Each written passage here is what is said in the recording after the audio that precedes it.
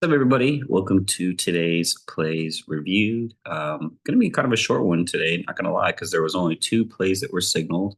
First one we'll start with is Apple, and then we'll move on to Tesla. So Apple was on the watch list because of this failed too, right? And it had its price targets and it had a trend line. Remember?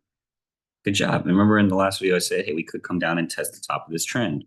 What did we do? Literally to the penny, went and tested that trend and bounced right off of it, giving it a whole other failed too. So in the morning when this was signaled, how could you have played it? Would it have been easy to play? Would you have been stopped out or anything like that? Well, as you can see, when the day started, it just broke down, broke its entry. This is on the 5-minute chart. Hit PT1, hit PT2, came right to where that trend line is, bounced right off of it. So you could have written this down extremely easy to these price targets, scaling out along the way. Third of your order here, a third of your order here. The last third of your order, you should have stops and profit, or maybe as soon as you see it hit the trend, you sell. And typically, when things are bouncing off a trend line, it might be a good idea to grab some calls. Since we're not breaking it, we're bouncing off of it, and we're rejecting it, and you could have made some money both ways on that as well. So Apple would have actually been super easy to play. It would have been super, super, super easy to play if you had caught it. And I know that there's people that did, so congratulations on those that did. Next, we'll move over into Tesla. Now, Tesla was the one. This is the one that I played this morning. So let's break this down. Let me make this darker really quick, right? And then let's just talk about the play, right? So from when it started off in the day, broke down, broke its entry, kept pushing down, PT1, push down, PT2 to the freaking penny, and then it bounced. But I was looking at this thing on the 3-minute chart, right? And on the 3-minute chart, we can see this slope happening right here, right? So what I did is I drew my trend line because I like finding trend lines on smaller time frames for this exact reason. And we had a little test, a little test, a little test, and then the real break, right? I didn't get in on any of these because pretty much as soon as it wicked it, it came back down underneath it. This bad boy didn't. When this bad boy started to break, you could see its momentum, right?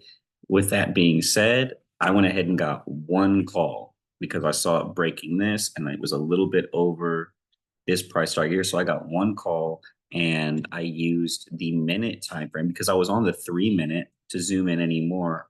I had to go to the 1-minute and start finding some possible price targets. And so those are what the white lines are. The white line was price target here, a price target here, a price target here. And then it was the high of the current spot of the day, right? So now let's go back into the 3-minute. With that being said, once we broke here, this thing shot like a freaking rocket to the upside. And my one contract, I didn't sell until up here. I didn't need to. There was never really a reason to sell it. What do I mean by that? Going into the 5, you can see that there are really no solid 2 downs. What you do see is you do see a 3 right here that's retesting and rejecting the daily entry.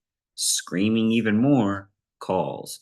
We're staying above the middle VWAP, screaming calls. Then when we're up here and we reject it, we're staying above the upper band, screaming calls. So there's no reason if you had gotten in on it down here to get out of the play up here until it hits its final price target and actually starts reversing on you. There is no real 2 downs in here. This red is a 2 up. This red is a 2 up, a 1. This was the only retest. And if you had just waited for it to retest and maybe gotten back in or held through the retest, and what do I mean by holding through the retest? Why it would have been okay to do that is because I got in all the way down here. So even when it's retesting up here, I was still up like 10, 15% on my one contract and ended up cashing out for over 60% all the way up here because there was not a reason to sell on the 5-minute. And I can thank the trend line for allowing me to get in that, as well as coupling the fact that we are bouncing off of price targets and staying above the VWAP. So this is a much shorter video. Made money on calls and puts today on Tesla. I rode the puts down to PT2, made some money when we broke the trend line. I got one call and rode that bad boy all the way up. So hopefully that helps you see what you could have done. This is a super short video in comparison to what they normally are, because only 2 plays were signaled today. So God bless. I hope these help you out, and I will see you in the next one. Peace.